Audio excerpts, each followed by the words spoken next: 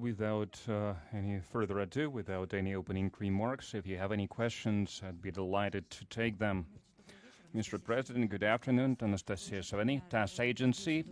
You've spent 3 days here in Dushanbe, and more than half of this time it was your official visit to Tajikistan. You spent many hours talking with your counterpart, Mamali Rahman, both in person and in a wider format with your delegations, which means there is a lot of interest. The size of your delegation is an evidence to that. So what are the areas that are being developed and what are the prospects in these relations? And a follow-up question about this, we signed a labor migration development program with Tajikistan. Internal Affairs ministries opened their offices both in Russia and in Tajikistan. Do you think it helps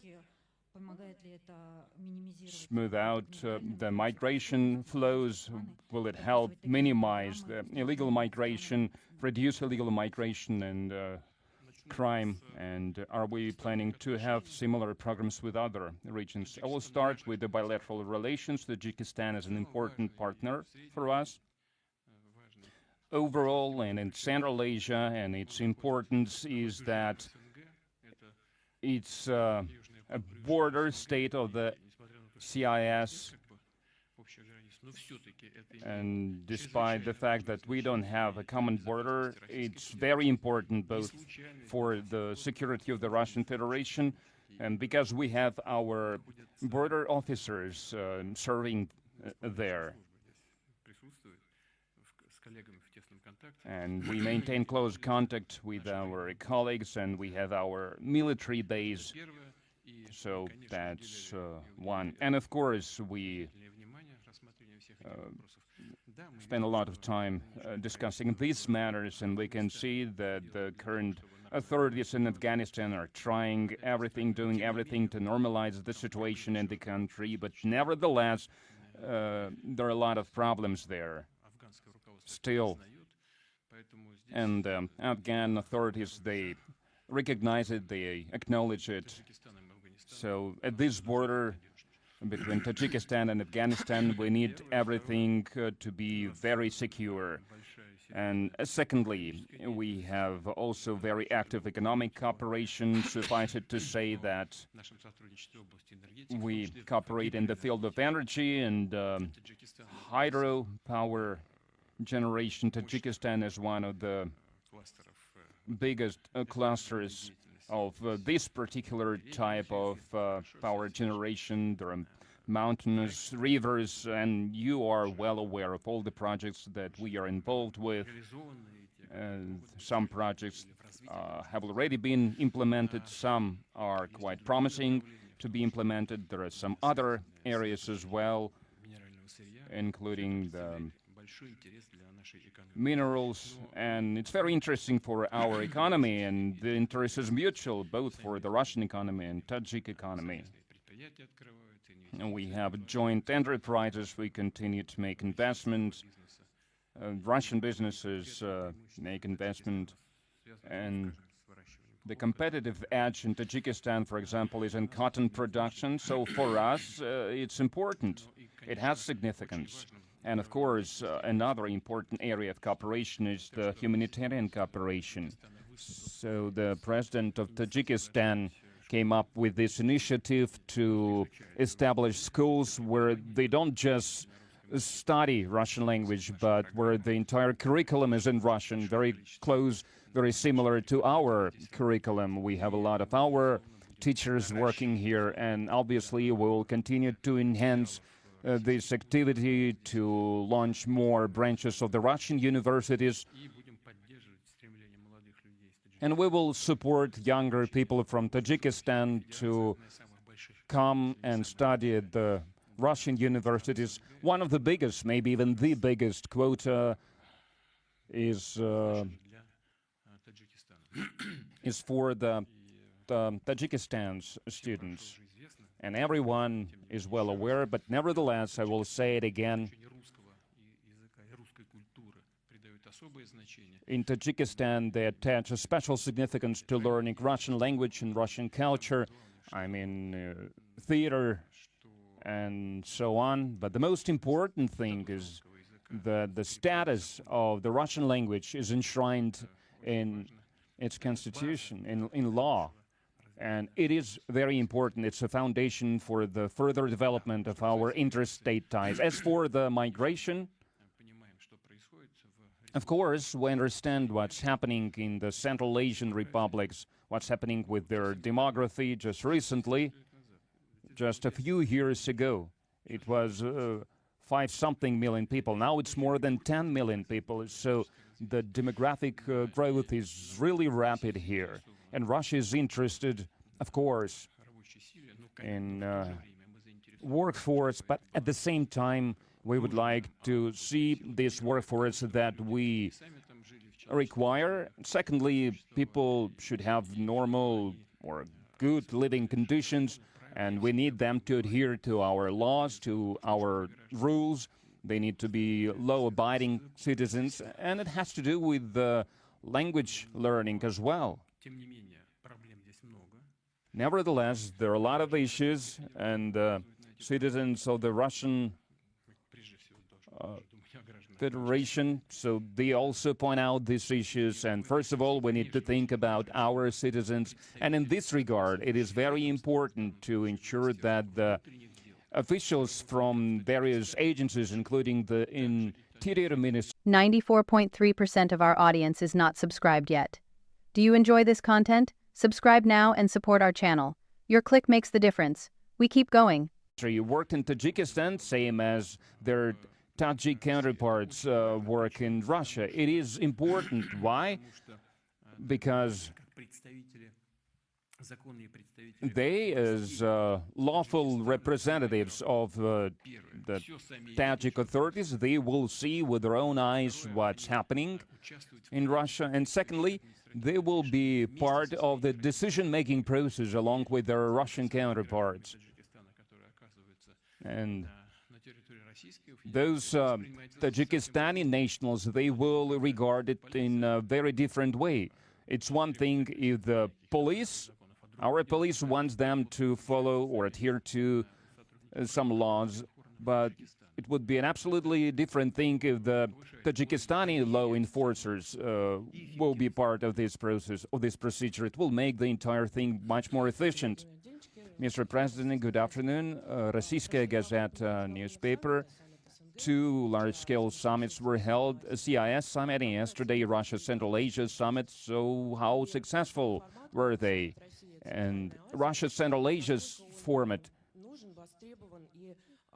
how necessary is it? So what does it do? You know, when the Soviet Union was dismantled and they announced the establishment of the CIS, I think the vast majority of our people didn't really understand what was going on. Okay, it was the USSR, now it's CIS. Everyone thought that nothing would change, but everything changed drastically.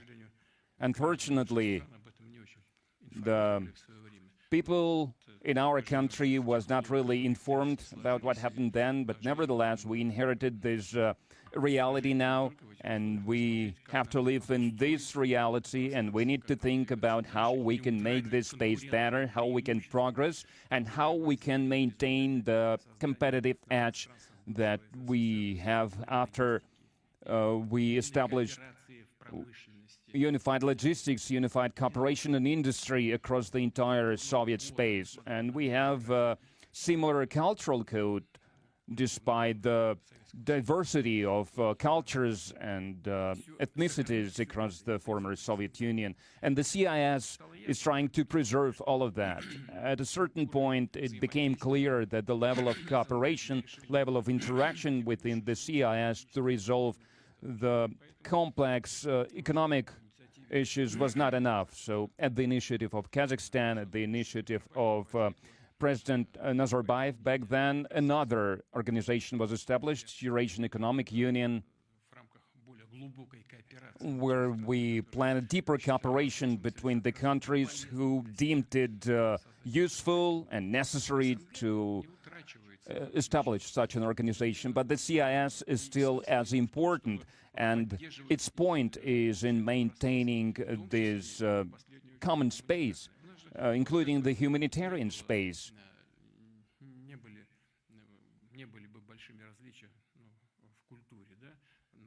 Because the peoples of the former Soviet Union, they did not have that many cultural differences, and there was a common ethical code, a common moral code of a Soviet citizen, and it's important. And maintaining, preserving everything that we inherited from the Soviet Union, that's what the CIS is doing.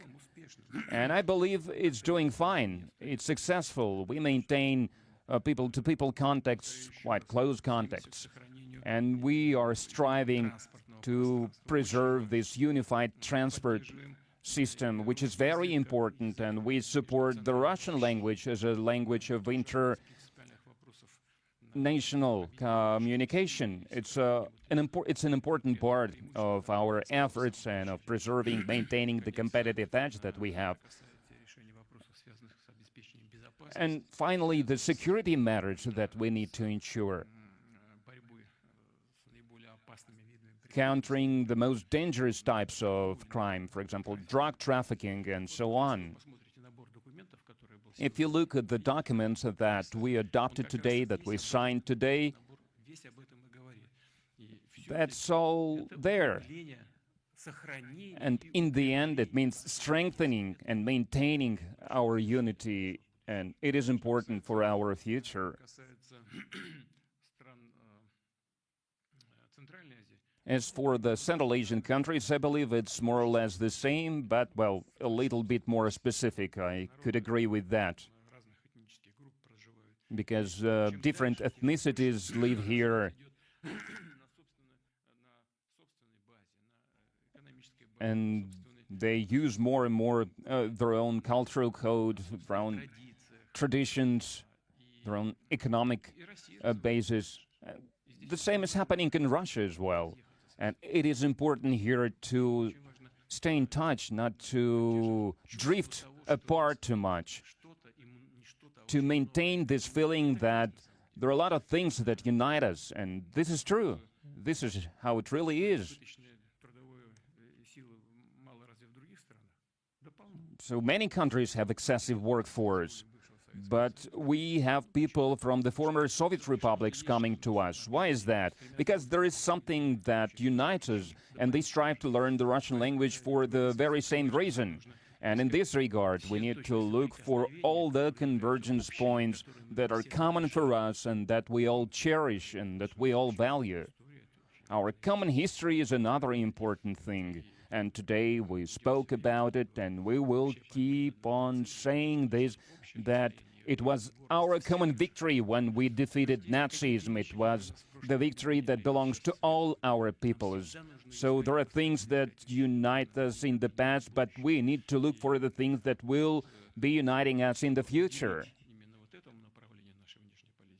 And we need to pay special attention to this part of our foreign policy. That's why we established this particular format. Life Agency, yesterday you met Ilham Aliyev. So did you find any ways to resolve crisis in the bilateral relations, or there is still some reserve? Well, I wouldn't say it.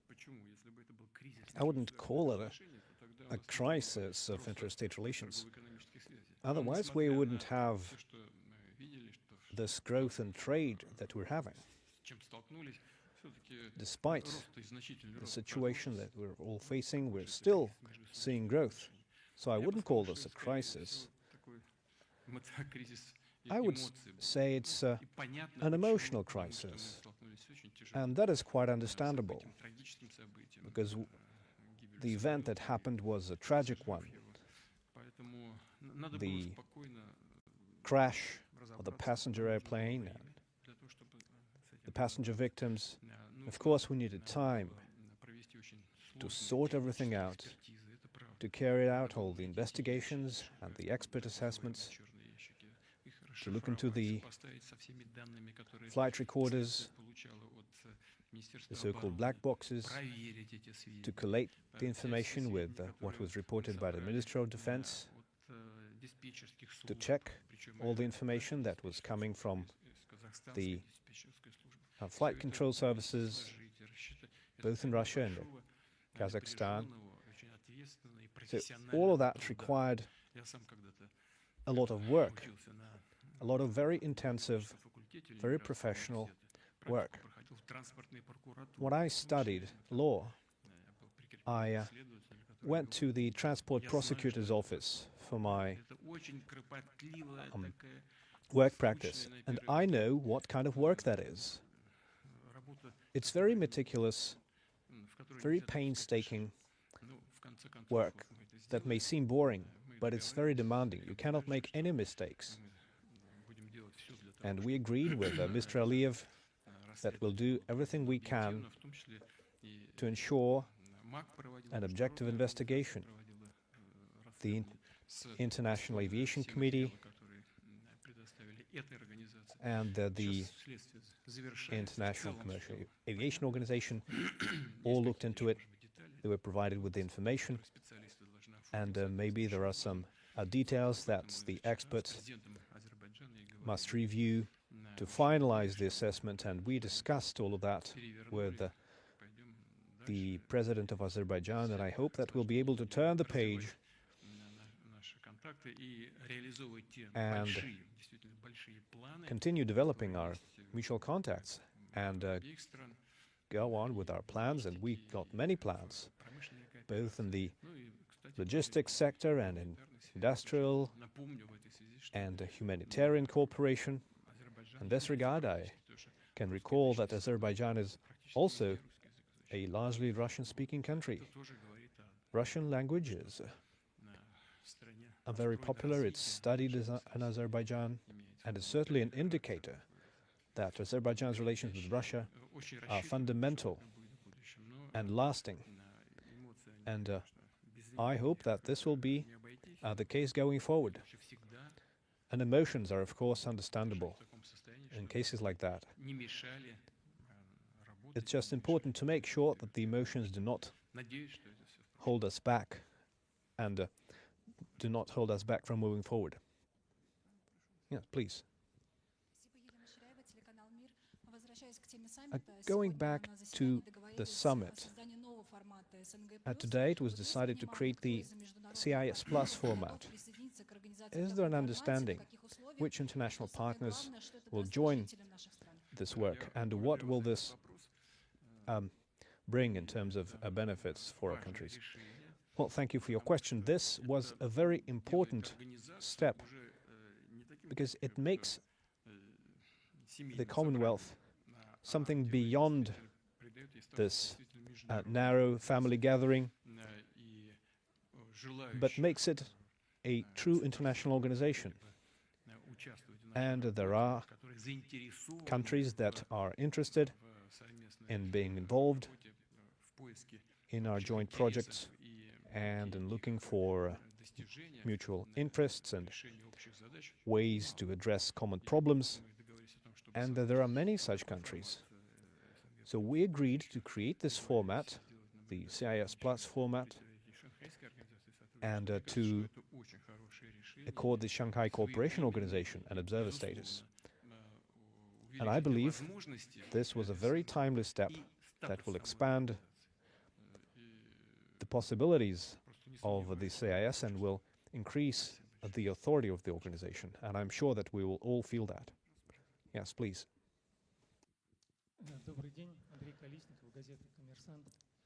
Andrei Kolesnikov, Kommersant. Before your trip to Dushanbe, one of the deputy foreign ministers of Russia said that the potential that was gained during the Anchorage meeting has been spent by now. Do you agree with that assessment? And another piece of news that is coming in is that Donald Trump did not receive the Nobel Peace Prize. Do you think he ought to have received it? Do you think he had the right to that prize? Well, As to your first question,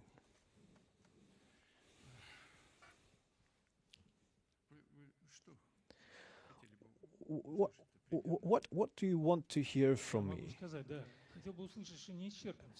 Well, what I would like to hear is that the potential is not spent. Well, you see, we did not reveal what exactly was discussed during the Anchorage meeting. We said that there is a general understanding from the United States and an understanding on the Russian side about where we can move and what can be done to resolve this conflict through peaceful means. And those are not simple issues. So we agreed with Donald that I will go back to Moscow and think about this issue and consult with my allies, and he said the same. This is a complicated set of questions that require a thorough review. But we're still grounded in that discussion that took place in Anchorage. We don't change anything here, and we still believe there is a work to be done on all of the sides, but we're still within the framework of the agreements reached in Alaska. And as to Trump and the Nobel Prize, it's not up to me to decide who should win the prize. And I don't think anyone present here will object, or anyone from your audience will object, when I say that there have been cases when the Nobel Prize Committee gave the Peace Prize to people who did nothing for peace. And in my opinion, those decisions damaged the prize's authority. So they gave the Peace Prize to people who did not do anything. That you should only give the prize on the basis of actual merit. Otherwise, the significance of the prize is eroded, and that's what was happening. But ultimately, it's not up to me to judge. And I don't know whether the current US president is worthy of the prize, but he really is doing a lot to resolve the complicated issues of today that have persisted for years and for decades, the difficult crises that exist. And it is the case with the crisis in Ukraine. He's genuinely striving to find a resolution. Some things have been done, some things haven't, and maybe we will be able to achieve more based on the Anchorage talks. But he's certainly working on those issues, working on ways to achieve peace and resolve the difficult international situations that exist today. And the situation in the Middle East is one striking example. If the current initiative is brought to its completion, if everything that Donald was striving to do will be made real, it will be a truly historic achievement. And you may have noted that I talked with the Prime Minister of Iraq, who is now presiding at the League of Arab States, yesterday, and we agreed to move the meeting between Russia and the Arab League. And I did that because I don't want to interfere in the current process that I hope has now gained traction, a process that has been made possible with a very important role played by Donald Trump, and that is certainly an achievement. But once again, it's not for me to decide whether the prize should be given to him and whether it is the kind of achievement that should be rewarded with this particular prize. Yes, please. Russia Today. You said that you will continue working with Arab colleagues on Gaza. Which format would that be? And is Russia going to take part in the various working groups on monitoring, on humanitarian issues, on everything that has to do with the regulation and recognition of the Palestinian state? We have a very high level of trust with our Arab friends and with Palestine. And when I spoke at the Valdai Club meeting, I said that we support President Trump's initiatives in this regard, but one of the key issues here, one of the truly key issues is the creation of a Palestinian state. And it's certainly a forward-looking issue. I am not familiar with all the details of the current proposals, but I know that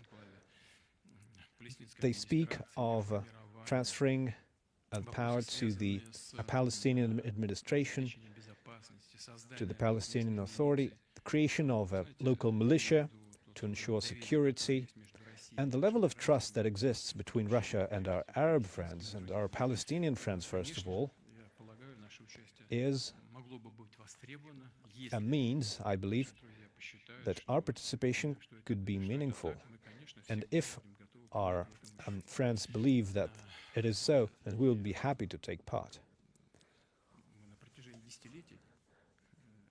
We have been involved for decades, and I think Russia has things to say and things to propose to help resolve those issues that will inevitably arise as the agreements are implemented. Russia Channel. Well, first of all, happy birthday, happy belated, and we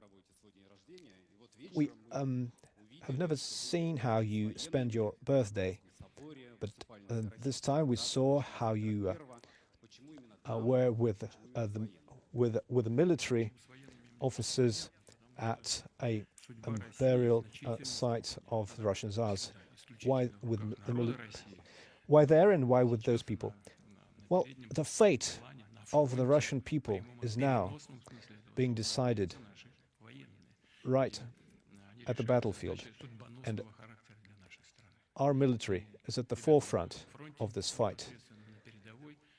They're literally fighting for our fate, and as you may have seen, I was with the commanders of those who, the commanders of all the forces that are currently engaged along the line of contact. I invited them to the Peter and Paul Cathedral, to the sanctuary that is the burial site of the Russian Tsars, including Peter the Great, and we laid a wreath on his burial site, first of all, because he laid the foundation of the Russian state as it exists today. However it was called, the Russian Empire, the Soviet Union, but the very basic tenets of the state were set forth by Peter the Great. And the soldiers and officers are essentially now guarding the state that was established by Peter the Great. Russia became bigger and smaller under Catherine II. There were the greatest territorial expansions, and she's buried right next to Peter the Great. So it was a recognition of the people who made the most fundamental contribution to the development of our statehood. And of course I had a briefing with the military officers. They told me about the situation in their areas of responsibility. and then we continued our consultations in an informal setting. Well, a birthday usually requires presents. Did they give you any presents? Well, yes, there were some military figurines and some books, but I would say that two of the gifts were of special significance. One of the commanders gave me two icons that had been carried by our soldiers, icons that had saved their lives. Those are icons with dents from bullets, and they sent those icons to me as a gift. And I want to use this opportunity to convey my most sincere words of gratitude to those soldiers, and I wish that God keeps them safe as He has until now. What tomahawks? Yes, please. Zvezda TV channel in Kiev, Zelensky threatening to hit Russia strike Russia with tomahawks, maybe even the Kremlin. And they say that it's a kind of a blackmail. Yes, so it's not just a blackmail, it's trying to intimidate everyone with these words. But the Americans are saying that the supply of tomahawks will depend on the position of Russia in negotiations, and if they are not happy with our position, then they will supply them with tomahawks. Do we have a response to it? Our response is strengthening the air defense system of the Russian Federation. Good afternoon. Thank you for this opportunity to ask you a question. You have already proposed to extend the START treaty that is going to expire very soon in February 2026, and judging from the first reaction that we heard from Washington, President Trump seems to have a positive attitude. So maybe you received some signals that Washington is ready to be involved in some consultations, and are 4 months enough to hold such negotiations, and will it take a new summit between you and your American counterpart? Well, we maintain contacts between the Foreign Ministry and Department of State. Will these 4 months be enough to make a decision on extending the treaty? I think 4 months are enough if there is goodwill to extend the treaty. But if Americans deem it unnecessary, it's not a critical thing for us, because in this regard we just continue to work according to plan. I have already said that, and it's not a secret for anyone. The novelty, the state-of-the-art nature of our deterrence means is better than any other state might boast, and we keep on developing this. As I said it before, we continue this work, and I believe that in the nearest future we will have a chance to announce a new weapon. We spoke about it before, but now the tests are ongoing, which are successful. As for the intercontinental component, in the air, on the sea, on the ground, everything is at a very high level, and we maintain it at this level. But we are open for negotiations if it's acceptable and useful for the American. It's good. If not, that's fine too, which will be a pity, because there will be no deterrence tools in the field of the strategic offensive weapons. Is this it? Okay. One more question. Anna Sidich, Interfax Agency. A follow-up question about the Nobel Prize. Zelensky said that he would support Trump's application if Trump supplies tomahawks. So how do you assess this kind of approach? Well, I think the opinion of the current head of the Kiev regime was not something that the Nobel Committee was interested in when they were making a decision, but making this connection between the Nobel Peace Prize and weapons supplies, it's ridiculous.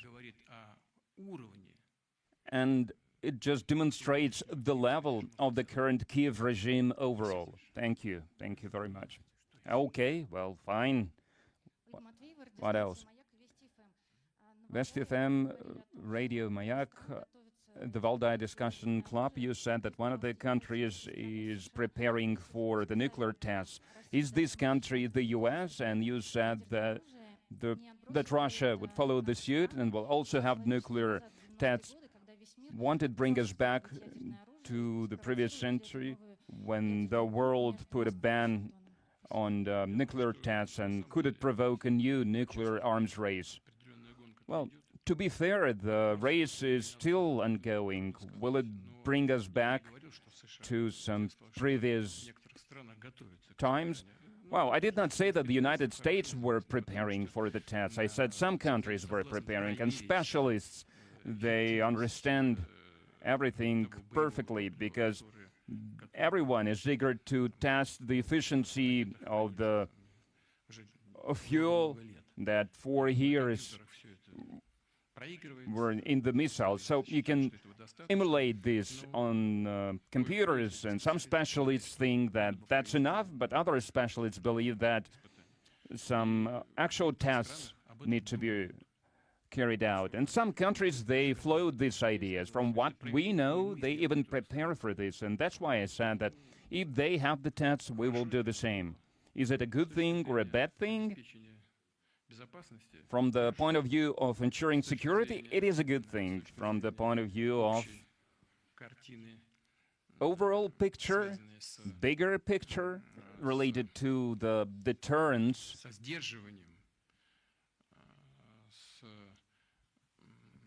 with actions aimed at, well, if not at reduction, but at least at deterring the arms race. And maybe bad, but in this context, so the START treaty must be extended, so it's something to think about. Thank you. Goodbye.